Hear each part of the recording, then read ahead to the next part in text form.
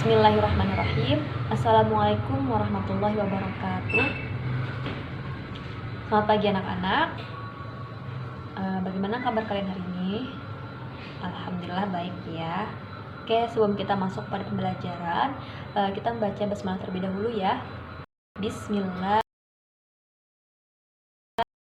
Nah, Ibu akan mengabsen dulu. Silakan bagi anak-anak yang hadir bisa angkat tangannya ya. Yang pertama ada Lukman Hakim. Hadir, bagus. Mawaddatur Rojiyah.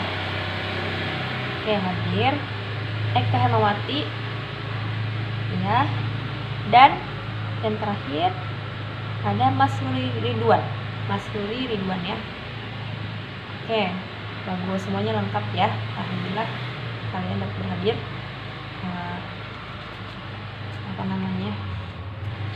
Dengan sehat walafiat ya, tanpa ada yang sakit. Oke.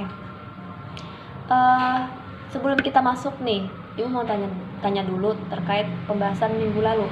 Itu tentang apa anak-anak? Ada yang masih ingat? Lazim, mukhafaf, kilmi. Ya. Nah, pada pertemuan kali ini kita akan membahas lanjutan dari pembahasan tersebut, yaitu pembahasan tajwid mengenai mad lazim musaqal kilmi. Ya, musaqal kilmi ya. Pada pertemuan kali ini membahas mad lazim musaqal kilmi. Dari anak-anak yang hadir di sini, apakah kalian sudah tahu itu apa namanya, apa pengertian mad lazim musaqal kilmi, atau mungkin sudah pernah mendengar, bahkan sudah paham terkait materi kita pada hari ini terkait mad lazim musaqal kilmi? Ada yang tahu? Belum ada yang tahu ya? Oke, tapi sudah pernah mendengar kan ya? Oke, baiklah anak-anak, mungkin Ibu akan langsung menjelaskan saja terkait mad lazim musaqal kilmi ini.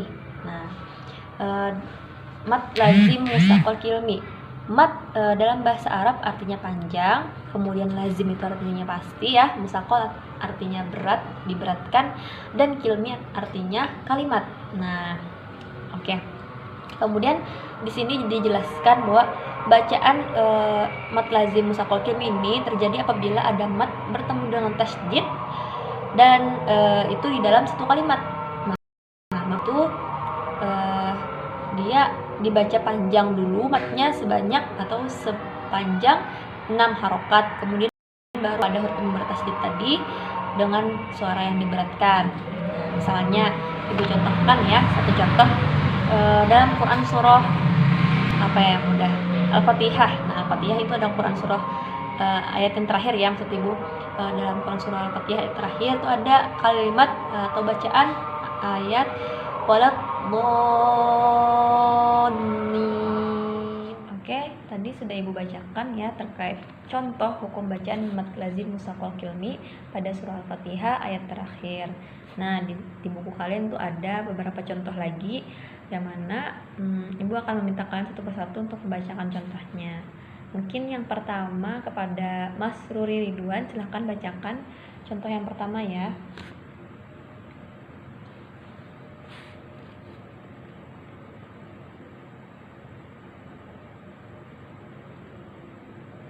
Oke, bagus Mas Ruri. Kemudian kepada Lukman Hakim, silakan Lukman.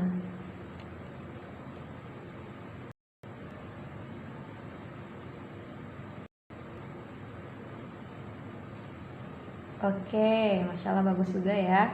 Kemudian Eka Hermawati, silakan Eka bacakan contoh yang ketiga.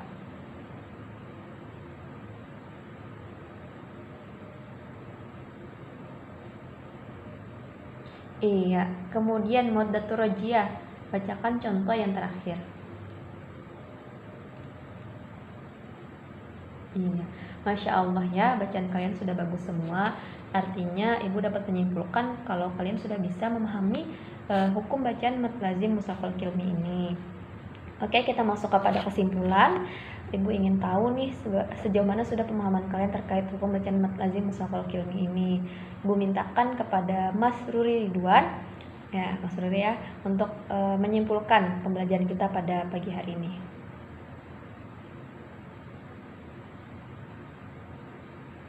Oke, cukup Mas Ruri, bagus. Jadi kata Mas Luri, mat lazim musaqal kilmi ini mat artinya panjang, lazim artinya pasti, musaqal artinya diberatkan, kemudian kilmi artinya kalimat. Oke. Kemudian Eka, silakan Eka tambahkan tadi apa yang sudah disimpulkan oleh Mas Luri. Oke, bagus ya Eka ya. Jadi mat lazim musaqal kilmi ini menurut istilah adalah apabila ada huruf mat atau bacaan yang panjang bertemu dengan huruf yang bertasydid dalam satu kalimat, maka pembacaannya adalah mat lazim musaqal kilmi. Yang mana cara membacanya tadi dipanjangkan selama 6 harokat dulu, baru masuk kepada huruf yang bertasydid. Jadi cara membacanya itu diberatkan ya. Oke, bagus. Nah, kemudian sampai di sini dulu penjelasan Ibu terkait hukum bacaan mat lazim musaqal kilmi. Jika ada yang ditanyakan, silakan anak-anak tanyakan sebelum Ibu tutup ya. Baik, tidak ada. Oke, berarti sudah dapat dipahami ya. Nah, pada pertemuan minggu depan itu kita akan lanjut kepada pembahasan selanjutnya terkait hukum bacaan tajwid ini ya. Nah, jadi anak-anak tetap ingat pembelajaran yang sudah kita lewati, jangan sampai dilupakan. Pada pertemuan selanjutnya nanti kalian akan lebih mudah memahami pembelajaran tajwid ini ya, Quran hadis.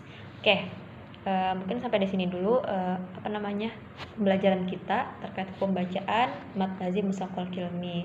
Ibu akhiri, assalamualaikum warahmatullahi wabarakatuh.